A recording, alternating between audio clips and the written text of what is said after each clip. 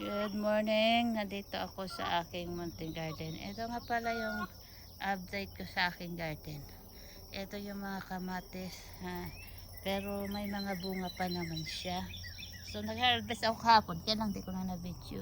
Marami ko rin nakuha. Ito yung maraming mga bunga dito. Marami pa siyang mga bunga. Nasa ilalim lang. Hindi ganong makita. So ito na lang yung mga natitira. Kamatis. Yan yung mga bunga, yan oh. Nakatago yung iba. Tingnan nyo naman oh, mga cherries tomatoes pa yan.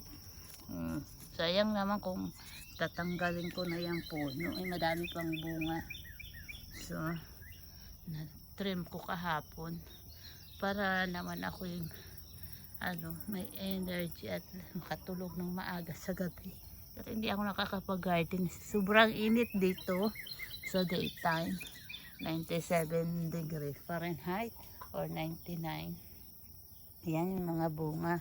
Yung iba nakatago, yung iba mga buko pa. Sana ayan, tingnan nyo naman. Nasa lupa na. Yung iba nasa ilalim. Ayan, nasa ilalim na, nasa lupa. Ayan o. Madami niyang bunga eh. Patago lang. So tapos dito tapos dito may okra ako. May okra akong dito sa side na to. Tapos may sa paso. Ito yata broccoli yata ito parang, pero ito yung mga alugbati na nasa paso. Nitrim ko na to. Parang hindi na ako gano'n to sa dito. Pag ako na papakain ko to sa manok. Kasi gusto ko na magtanim ng pang fall. After ng summer. Ayan yung natitira sa paso. Itong mga carrots ko hindi ko pa nabunot. At dito naman nagkamatay yung mga tanim ko dito sa paso. Kasi nga nagbakasyon kami, walang nag-asikaso.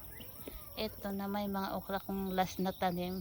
Pag ako pumunta ng Pinas, naglagay ako ng mga seeds dito sa dalawang row na to. Ayan, tumubo naman sila. Tapos ito, ayan sa other row na yan puro okra yan. Yan.